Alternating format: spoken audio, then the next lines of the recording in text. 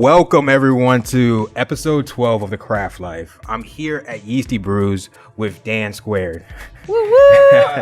And Daniela with an E and Dan, who are the founders, owners, brewers, and everything in between. When I came in here a couple times talking to you guys and hearing the build out and everything like that, just had to say you guys are the brewery version of Chip and Joanna Gaines, super excited. This place is just super nice design, aesthetically pleasing. Two of my favorite things about this brewery, number one is, besides the beers, obviously, number one is that awesome pillow over there, Darth Vader. And if you guys, since you guys are on air right now, if you guys let me take it home, I'll bring it back every time I come. But oh boy. Oh man. But the second thing, man, is just everyone's gonna miss it. Right? You wouldn't be the first. Yeah, that's awesome. The second thing is just the aesthetics of this place. It's really hard to articulate in words, but it's super cozy. Just reminds me of just like being back at home. It's just a great atmosphere, and I really loved it. From the drawings on the wall, and like you guys have to really come out here to see the layout of this place is super amazing. We kind of made it to like, welcome to our backyard, your family. Like you got what I want my backyard to look like someday right here, and like our living room on the outside, on the edge of it. Yeah. Comfy, cozy, fun. Nice. So thank both of y'all for taking the time out to, chat with me. And we're going to dive into why you named the brewery, what you named it. And the marketing and branding question is, how do you guys constantly communicate your brand story? Also, we're going to dive into Banana Slinger, how that helps your brand even before you started the brewery. So before we get started and dive deep into here, man, let's get a little bit of background about you both and how you started this and everything about craft beer that led you into this actual location. All right. So basically, I met Dan and he was working in the news. And working in the news? Yeah, right. What? He used to work on the news. He did like I was like a journalist or something. The videos and editing and all that in a little office. And I had just started my career as a spa manager at a franchise. And I told him, I was like, I'm kind of starting to do big things. Maybe you should do the same. So he talked to his managers at the place to see, how he could move up or get a raise or anything like that. And they were like, squash. Moved to Ohio or something. I don't know. So that wasn't going to work out. I believe you said Idaho. Idaho. Yeah, something way less cool. Okay. I mean, I've heard Idaho's cool to go to, but I don't know about living there. Yeah, and I wasn't going anywhere. So I told him, why don't you find something else that you really enjoy? Mm-hmm. And I'm like, I know you like drinking, you like beer, you like liquor. Maybe you can do something in that industry. So then you applied at Fat Point Brewing. That was a new brewery at the time. And at first he was going to be hired as a server, but you take it away. I know you know the story better. Oh, yeah. So I go into the interview and I just apply. I go into the interview or I just walk in the back. I'm like, where's the owner at? And the assistant brewer comes up. So you just walked in that place where did you have like a rapport with the people or no, so, not at all. Oh man, look at that. Didn't really know them. I mean, I've seen them at some beer festivals, this and that, and like I've stopped when they did bottle releases before their tap room wasn't even open, stuff like that. But no, I just walked in the back with my resume, dropped my resume, was just dropping it off everywhere, and I saw that they just opened, or they were opening a tap room, and they were looking for servers and bartenders. So I walk in with my resume, talk to them. And started talking to the owner, give him my resume, and told him, he's like, oh, you're looking for a job in the tap room? I was like, yeah, absolutely. So we start talking, he gets my number, and he gave me a call up, talked to me on the phone a little bit. What year was this? This was 2014. Okay. Going into 2015. Okay. And then he brings me in for the interview, and he's like, oh, well, you're hired, but I'm not going to hire you as a bartender. I'm going to hire you in the back with us. He said, it pays low, but pay will come high. They'll get there. Mm-hmm. He said, you'll just move up and learn to brew. And he's like, go back there. We'll teach you how to run the canning line and wash kegs and keg beers, stuff like that. And then, just grew from there. Okay, nice. Yeah. So then how'd you guys get down here to South Florida?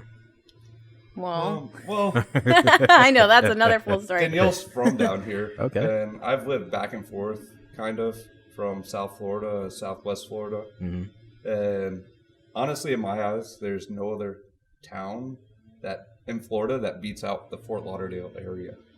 You know, it's perfect. You have the suburbia, that's awesome, and it's 10-minute drive to a city, you know, so you can literally be out in the country or down in the city. Wherever you want to go, you're half an hour from West Palm, half an hour from Miami.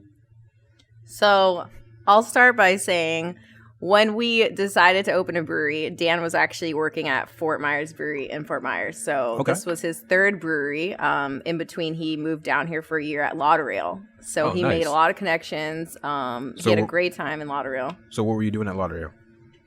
I was the director of brewing operations. Look at that. Yeah. Yeah. Okay. Yeah. Punta Gorda, that just wasn't cutting it. And it was pretty far from our house. And at the time, Fort Myers really didn't have a big craft beer scene. Mm-hmm. So he wanted to explore either Tampa or Fort Lauderdale. And since my family's from Fort Lauderdale, I said, you know, definitely go there. This way, you know, I can visit every time. And it worked out super well for him. But then I was like, you know, we're getting more serious. I need to spend time with you personally. So he applied to Fort Myers Brewery, got a job there, and was doing really well. But we both really had a passion for growing larger than what we were both currently doing. Nice. So we talked about possibly opening our own brewery because I had always wanted to open my own business. My background was business, marketing, and management. Okay. That's what I had been doing. And I knew when he was homebrewing, his beers were phenomenal. Nice. I mean, at the time, I didn't even really drink beer. But when I drank his beer, I was like, oh, my God. I would share it with all my friends, my coworkers. Yeah, and people loved it. So when did you start homebrewing?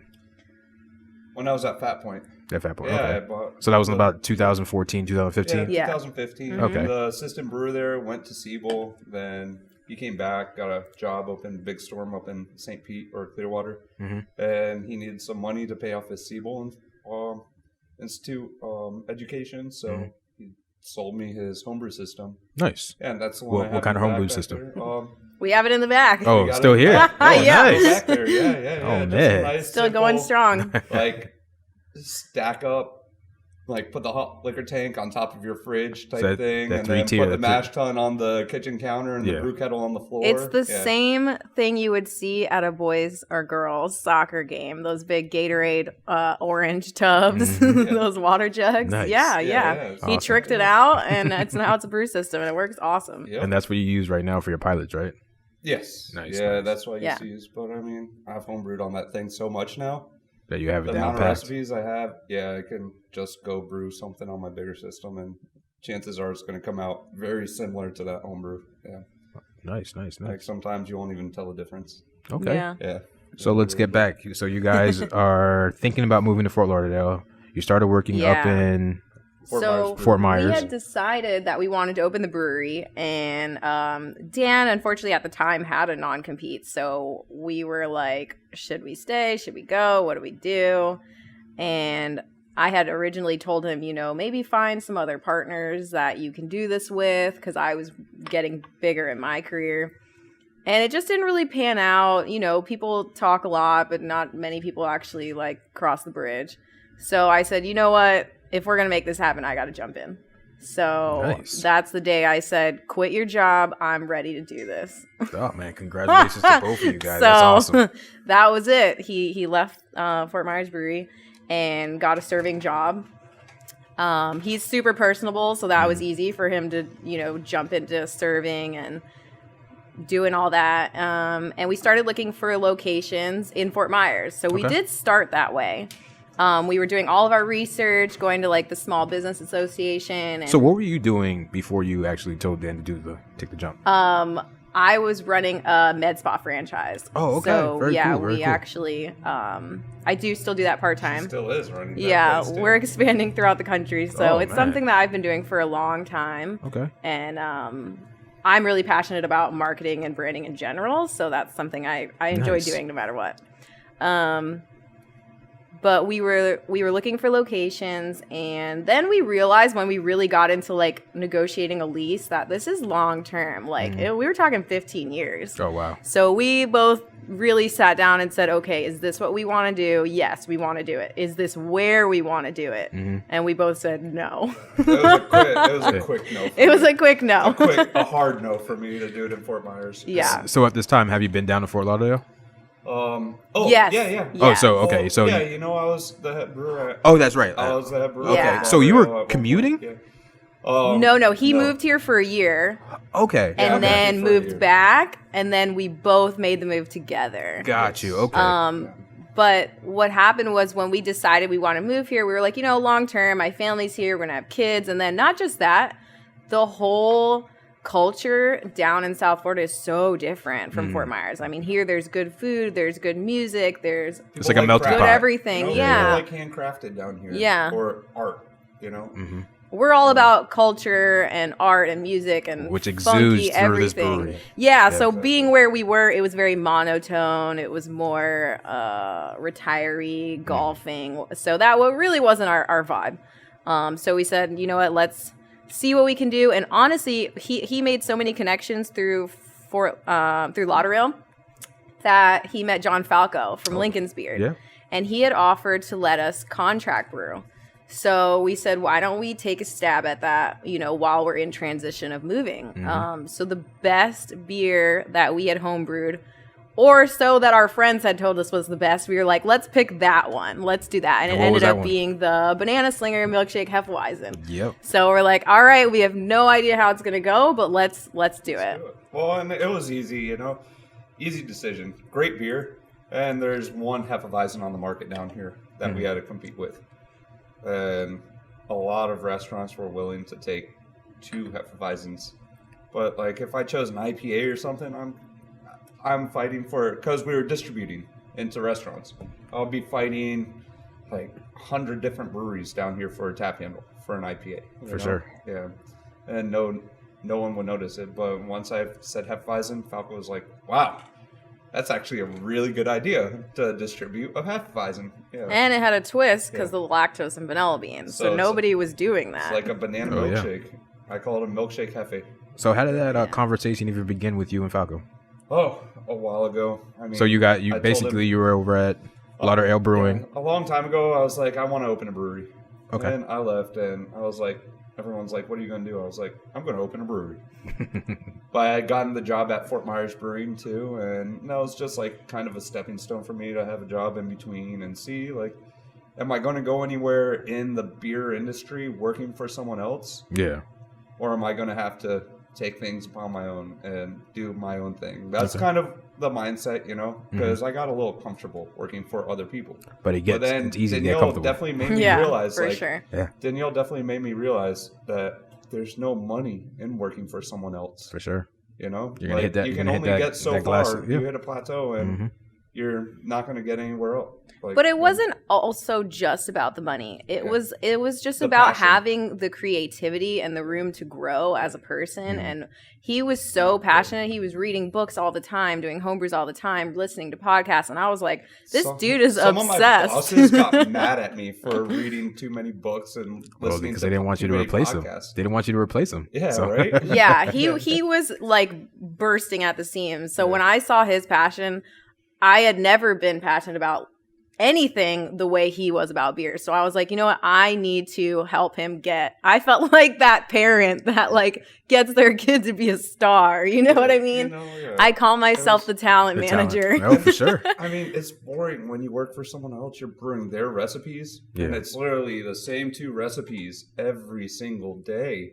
There's once in a while you might get to brew something different, but it's just a say like they're like, oh, we're running low on this. We need this like ASAP, and it's just the same beer, especially for production.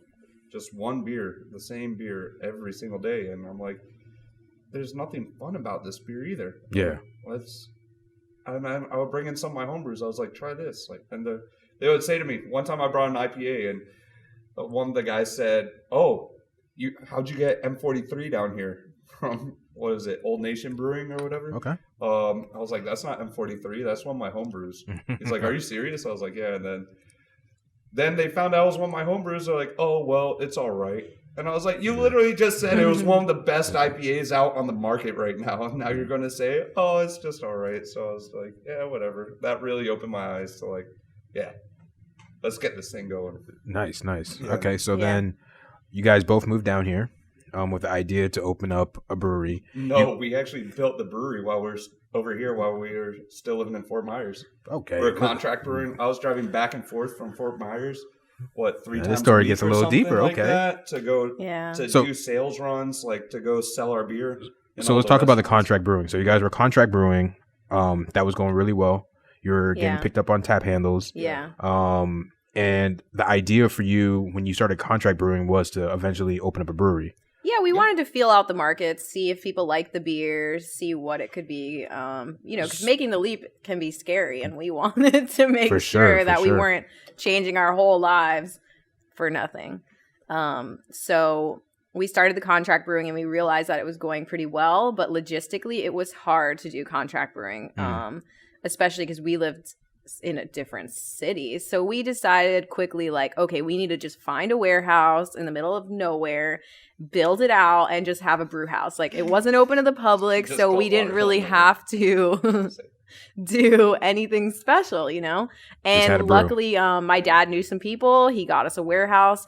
I contacted the city immediately just to say, like, hey, is this okay? Can we do this? We called like 13 cities in the South Florida area to see if we could open a brewery. And Lauderdale was really the only city that was like absolutely open. Well, not only absolutely, they said we were looking for a brewery. So that instantly was perfect. They said, let's go. That week, I guess they had a city meeting saying, with like all the top people in the city saying, let's find a brewery to get in Lauderdale. Yeah. Then 6 days after that meeting, I walk in saying, can I open a brewery here? And the head of zoning was like, oh my God, it's like God just answered our stars just aligned. Huh? The stars aligned, yeah. Nice. Yeah, nice. So from that day forward, they told us about their plans to redevelop and change the city and build a downtown. So what year was this now? This was 2018. So 2018. Yeah. So at what point?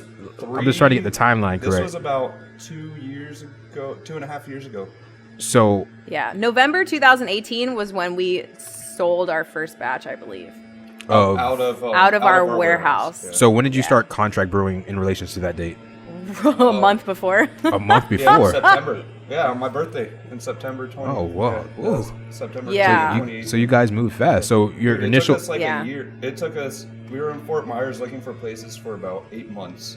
Looking for places down here. Let's do Fort Myers. No, here we found the place quick. Like everything went boom, boom, boom. So while we were doing the contract brewing, we were building that place out, and everything it went fairly quickly. Our first batch we brewed in the warehouse, we had just run out of our last batch from Lincoln Spirit.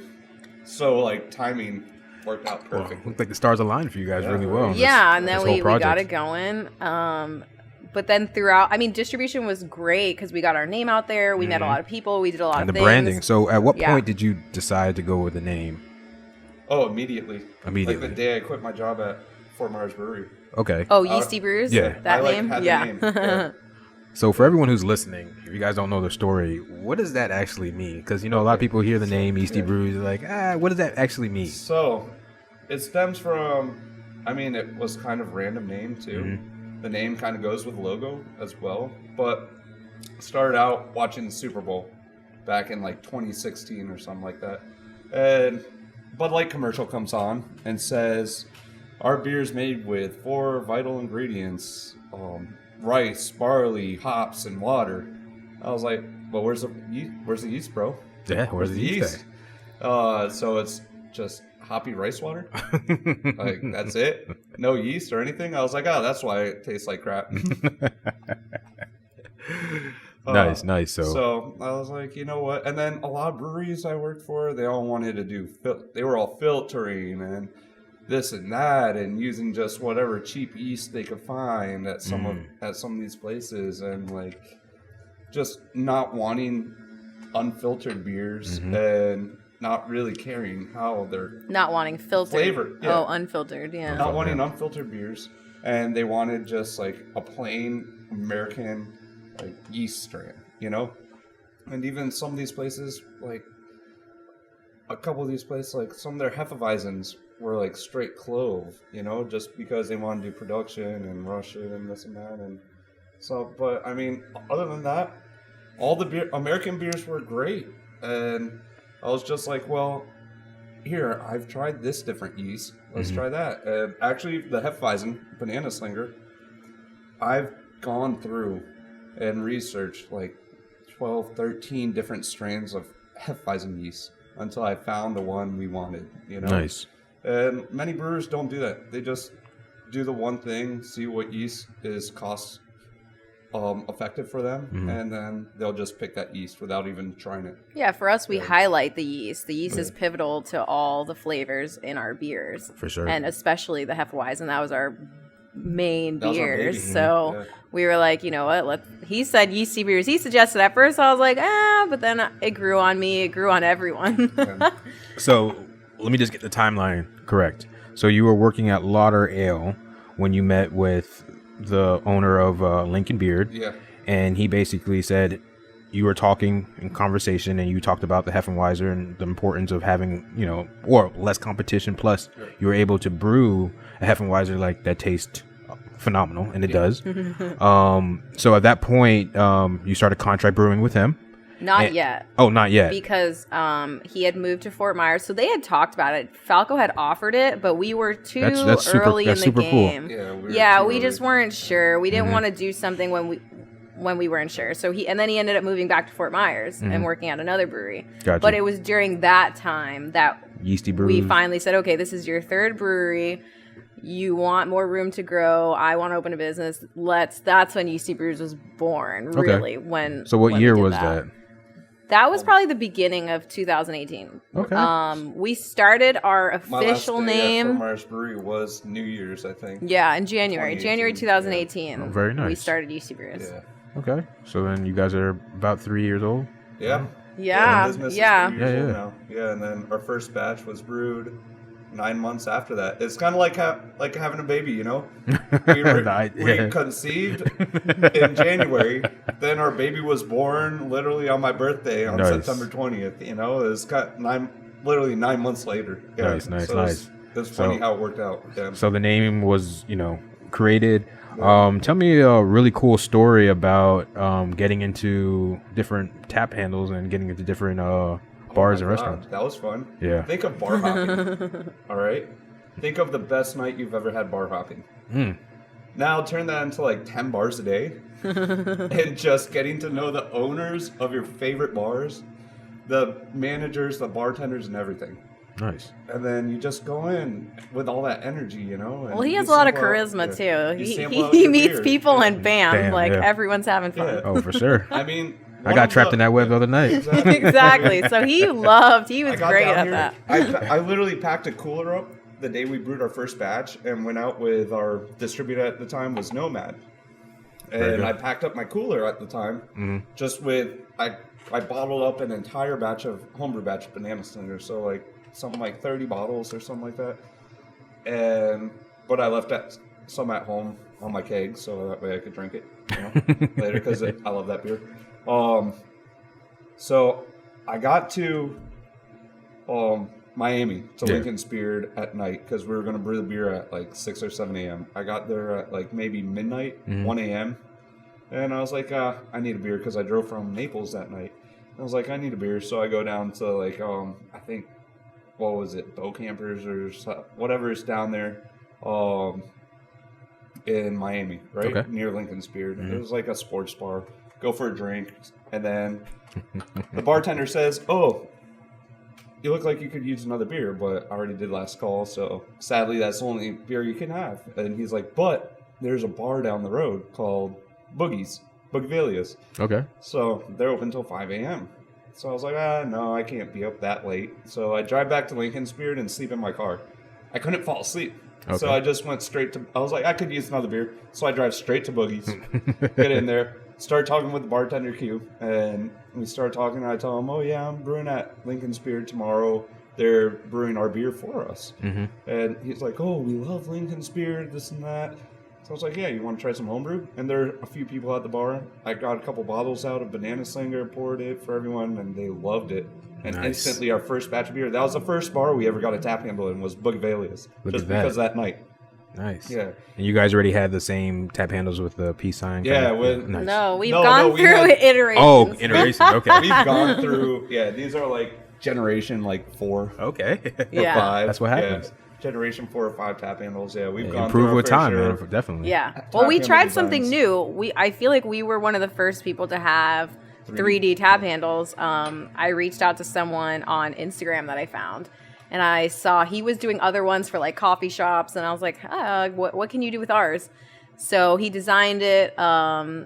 But when we first got it, like neither of us knew the logistics of beer tap handle layout. So he made it too wide, and then the bottom wasn't like sturdy enough, so they were breaking. Yikes. Okay. So then I went back to him. He changed it up, and then we went through like 3 other styles. Nice. And finally, we found one that we loved. And then it was funny because like Lincoln's Beard, they loved him too. They picked him up, and they did some awesome ones. If you see their new location, Maxwell's, all their tap handles are from the same company we use, and it's cool to see that guy that does the 3D printing now is like pushing himself outside the box through all of his customers. So we love that. So we're even now pushing him further, and he's making us flight boards that are 3D printed. That is going to be dope. Yeah, I'm super stoked. So when is that going to be in?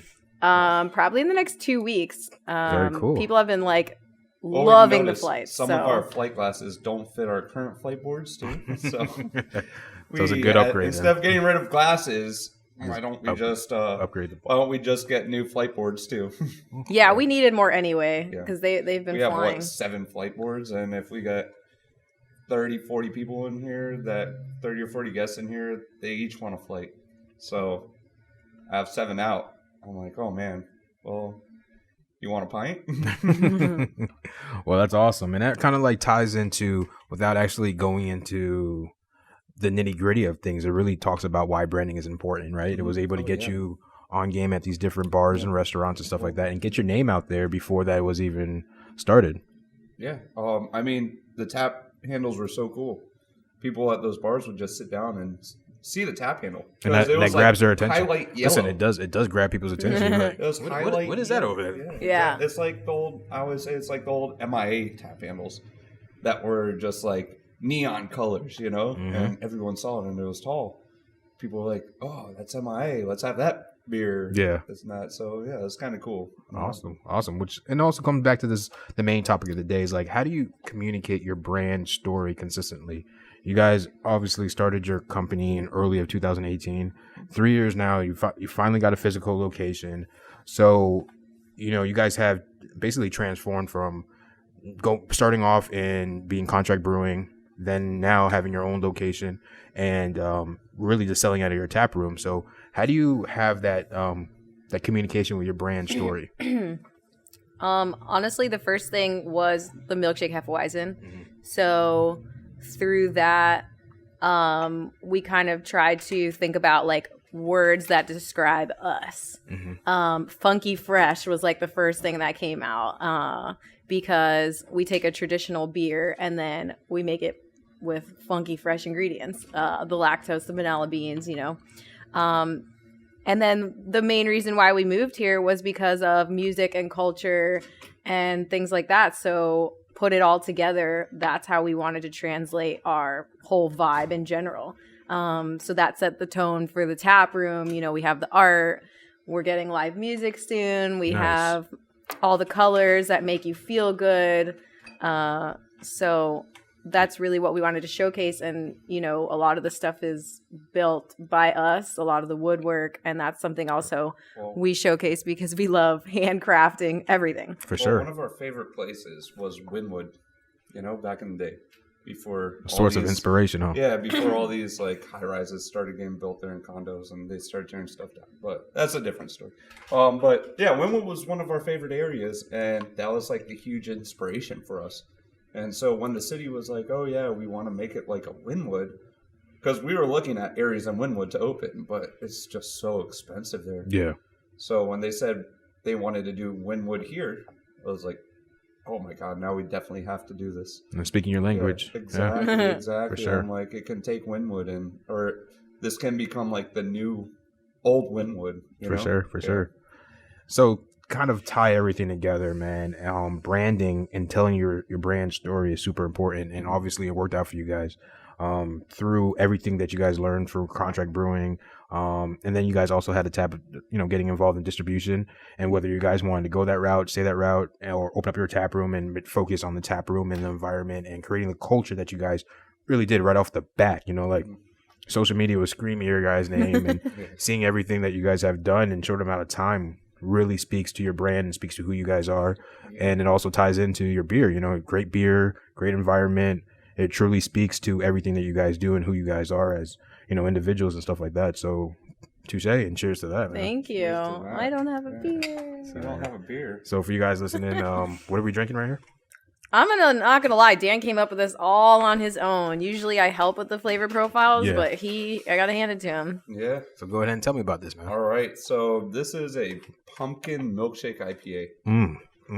Yeah. So look at that color. Freaking good. Falconer's Flight hops, and the Falconer's Flight gives it kind of that like. Which, sorry to interject, but Falconer's Flight is also one of those underrated. Yeah, to piggyback on everything that we were talking about, branding and being able to communicate your brand story consistently. Throughout their story, as you can see, they wanted to be different and they wanted to specialize in a different beer, which Heffenweiser, for anyone who doesn't know, it's really, you don't see it often. And when you do see it, it's not as good as you might think. So they really hit it on the head with coming out with the Banana Slinger, because I even heard about this. I don't even know who they were or anything like that. But that kind of put them on the map. So branding, as you can see, really was a great success to your business that you guys are doing and this great, amazing brewery. So definitely some good stuff. I mean, branding or marketing. We do have a peace sign, so it's a peaceful place to come in. Good vibes. And to leave, but we never say goodbye, man. Well, I like to say, we'll stick with your passion, do what you love, be true to yourself. That's the biggest thing. That's a big one. Branding was easy to us because we did what we loved, and we didn't have to force ourselves to like make something up or create a persona. And honestly, I got that off of a Netflix video I saw about like Instagrammers and how they are doing everything for their fans, and then deep inside they're like, who am I? And I was like, oh my God, I learned a lot from that. Like, absolutely. So branding, I said, let's brand who we are. And that's and it what makes really it easy shines. if you actually brand on who you guys are and speak your authentic self versus trying to be something you're not. Exactly. Yeah, so love who you are, love what you do, and it'll show. And I feel like we're so blessed to be doing this, and everyone that we've encountered is so awesome. Meeting people like you, it just makes all of this journey like so worth it, so exciting, and I'm excited to just keep moving forward. Did you tell them that, we see ourselves more as a lifestyle too? That's interesting. Instead of a company. Yeah. Yeah. I like that. I like that. I actually never heard that before. I'm intrigued now. Yeah. So, you come in here, you're like, yeah, let's chill. I'm like, yeah, let's chill. I'm the bartender. I keep it responsible in here. But it's like, I'll still come have a beer with you behind the bar. Play games with you. For sure. Set up dance. a card game. Like, what do you And mean? if you guys want to dance. We dance. It's all about camaraderie and having fun. Like, we're not just working here. Exactly. It's about, this is our lives. This is what we do every day. So we want it to be enjoyable. I'm here more than at home. But then again, look at this place. This is a home. This is a home, definitely. We made it into a home. For sure. Yeah. Definitely. So, y'all out there listening, Yeasty Brews is located at 3944 Northwest 9th Street in Lauderdale, Florida. Their website is yeastybrews.com. You can find them on Untapped at yeasty_brews and on Facebook and Instagram at Yeasty Brews. To the Craft Lyfe community, keep drinking craft beer. Peace and love. We out.